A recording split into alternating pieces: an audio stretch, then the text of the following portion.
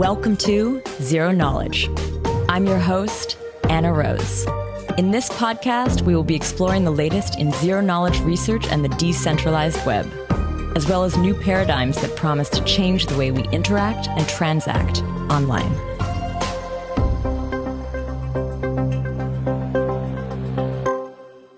This week, I share a story that I've been meaning to tell on the air for a long time. It's a story about coincidences involving this show and the name Zero Knowledge, and I feel like it's a really good time to share it with you. This is also, kind of officially, my first episode back after our 3-month hiatus. I have really missed doing this part of my job. I feel a little bit out of the loop, but also more clear-headed, like very ready to adventure into a new frontier. Things are changing now so fast, it's going to be hard to keep up. But hopefully, at least in our little ZK corner of the world, we're going to be able to map out what's happening. This particular episode will be quite different from our usual interviews. It's just going to be me talking to you. Next week, I'll be rejoined by Nico and some guests in a more familiar format, but I thought as a return episode, I would try something a little bit different. Before I jump into this, I just wanted to share a couple updates from the ZK podcast. So first off, we have a new website and a new jingle. It was time for a refresher, and I'm excited to see our visuals and audio evolving a bit. Obviously, change is always a bit jarring at first, but I also think it's good. It helps to demarcate a moment in time, maybe something that helps prompt a new direction. Next up, I have the announcement for ZK Summit 13. It's taking place on May 12th in Toronto. The application to attend just opened.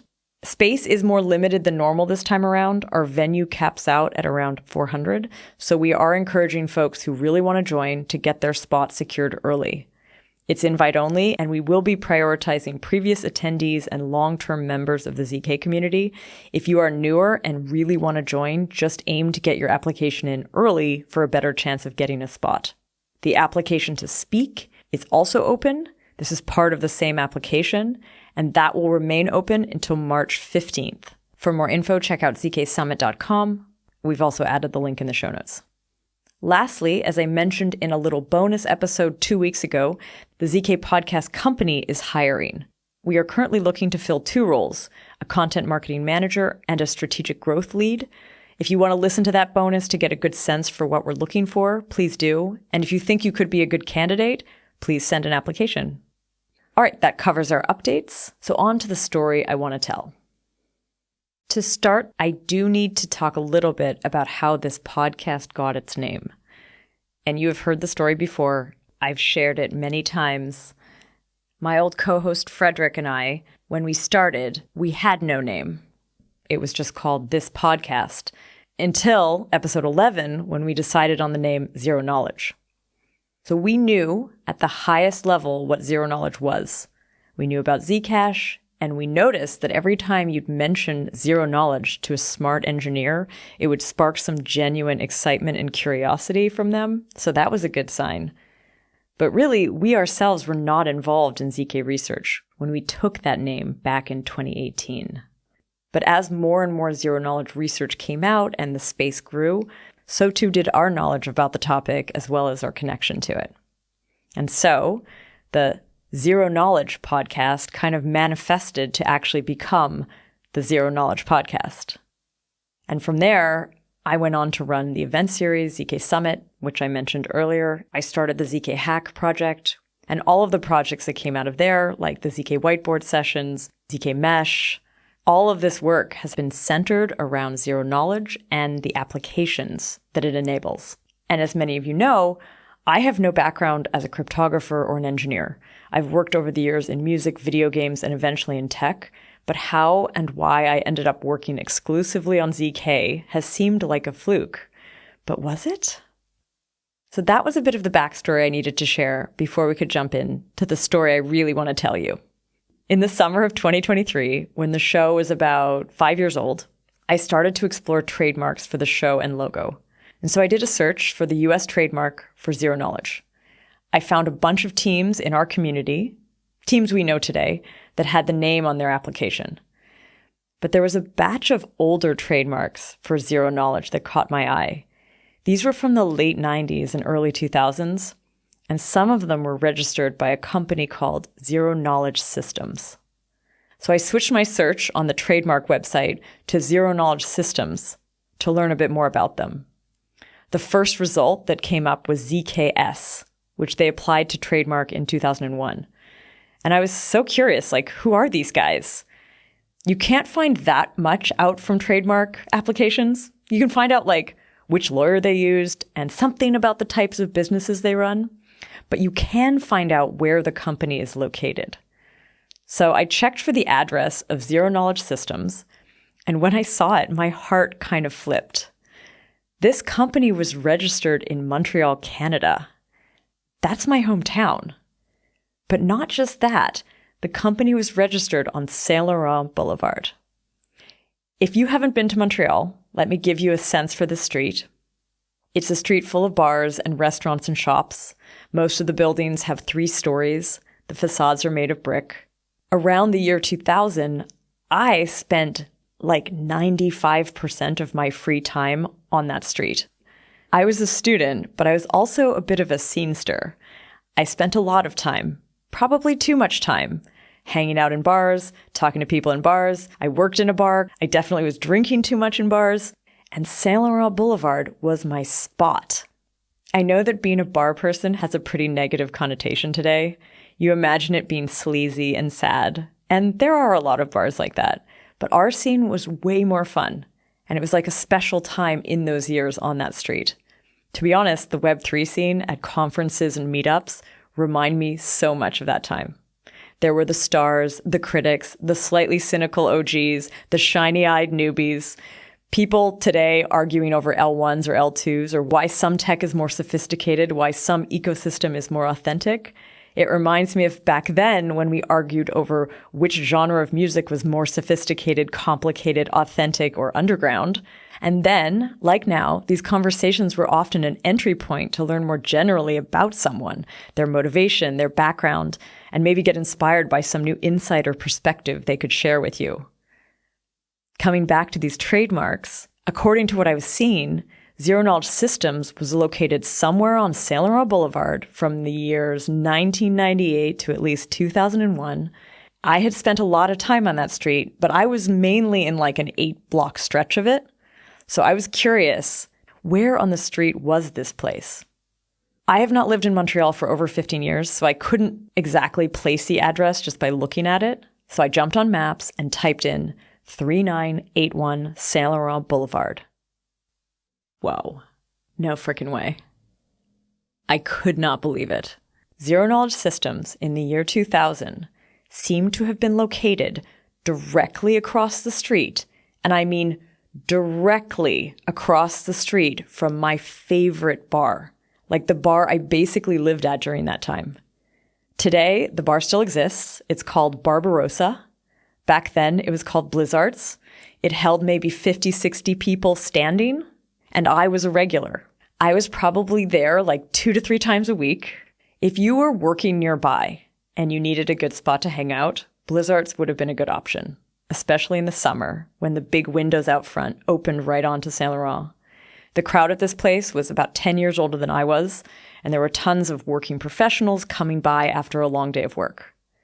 Looking at this on the map, I started to think, did the employees of Zero Knowledge Systems also go to Blizzards after work? Did they hang out there? Did I meet people back then from a company called Zero Knowledge Systems? Did I hear them talking about all of this stuff? Did someone maybe explain to me what that name meant, even back then? What an insane coincidence that 15 years later, I randomly stumble on the same name and decide to name my podcast that name, Zero Knowledge. So this in itself is already pretty cool. I have told this story many times.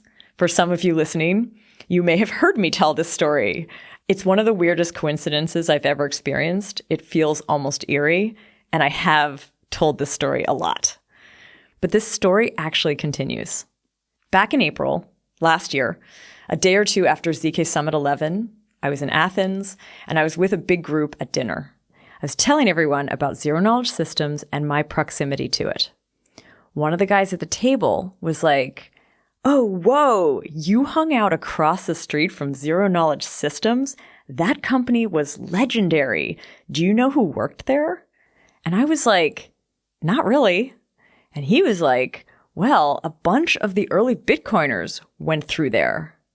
He told me that there were only a couple of companies working on digital currencies back in the late 90s, and one of these was Zero Knowledge Systems. Now, this is long before Bitcoin, eh? This is 2000.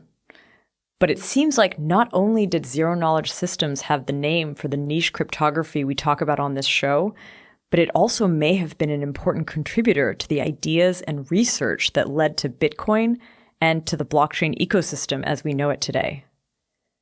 That night, when I got home, I started to dig around. The Wikipedia page for Zero Knowledge Systems is actually kind of crazy. I had looked at it when I had found the trademark, but I had been trying to figure out about the company itself. I hadn't looked that closely at the people who worked there. Now I was looking. Here are some of them: Adam Back, Mike Shaver, Ian Goldberg.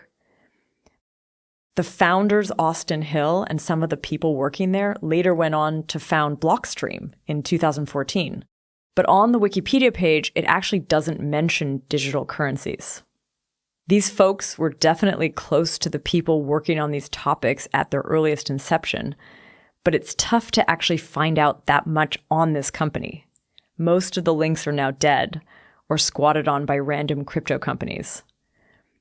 Soon after this, I was introduced to someone who actually worked at Zero Knowledge Systems. His name is Jonathan, and he's someone I hope to invite back on the show to ask him more about what it was like to work at Zero Knowledge Systems, what were some of the ideas being floated around at the time, but also what he's worked on since, because it's pretty interesting as well. Before I recorded this episode, I did want to check a few things, so I jumped on a call with him to ask a few of these questions. My first question was whether or not Zero Knowledge Systems actually worked on digital payments, since this wasn't clear from the Wikipedia page. He told me that yes, they had done some work on this, implementing an early Chaumian digital currency, but nothing that really took off. They were more well known for a project called Freedom, which was similar to what later became Tor. I asked him what happened to them. He said the company started off as very edgy. It made waves in the Montreal tech scene. Zero Knowledge Systems also helped to highlight the need for privacy on the internet long before Snowden did. But at some point, they stopped working on Freedom. They pivoted to something safer. The company renamed to Radial Point and was eventually sold. Now, the last question, and maybe the one that was most important to me, was the office for Zero Knowledge Systems actually on Saint Laurent Boulevard? Because I thought maybe this was just a P.O. box or the address for the administration, but the office was somewhere else. But Jonathan did confirm that it was indeed on Saint Laurent at that time, that there were about 100 people working there. Around 2001, they did move to a larger location, more downtown. But in the year 2000 or so, they would have been on Saint Laurent. And here's a little bonus. He told me that there had been a giant red sign with their logo that read Zero Knowledge on the building on Saint Laurent. So I very well probably saw that sign every time I walked out or stumbled out of that bar. I want to see if I can dig up pictures from the window of the bar looking out. It would be so cool if I could find this. So yeah, this has obviously got me asking, is this why I was so keen to pick the name Zero Knowledge? Has it been wedged into my psyche for 15 years? It's so wild. There are so many other questions too. Who were all the people working there? Beyond those listed on the Wikipedia page. What did those people go on to do? What was Freedom all about? How was it built? How far did they get with it? And why did they make the decision to stop? Did they actually work on ZK Tech itself, or was it just their namesake? I don't think ZK was very usable at that time, but what did they even imagine ZK would be used for in the future? And last but not least, I would love to know if anyone from Zero Knowledge Systems ever went across the street to hang out at a bar called Blizzards in the years 2000 or 2001. That would be so interesting to know. To me, this feels a bit like the start of a story, because I think it is. I'm going to be doing a bit of a side quest this year to learn more about Zero Knowledge Systems, this sort of oddball Montreal tech company from the year 2000. I'm going to try to get Jonathan and some other folks who worked there on the show to help me better understand what it was like working on this kind of technology back then. And there is a bit of a call out here. If you worked at Zero Knowledge Systems or know someone who did, and you think you have a little piece of info that could add to this story, get in touch. You can send us an email at hello@zereknowledge.fm. Next week, we start back with new interviews with teams doing amazing things in ZK today. Over the next few months, we will be covering quantum computing, AI, lattices, and all sorts of great topics around ZK and applications. And once again, I am so excited to be back. I want to say thank you to the podcast team, Rachel, Henrik, and Tanya, and to our listeners. Thanks for listening.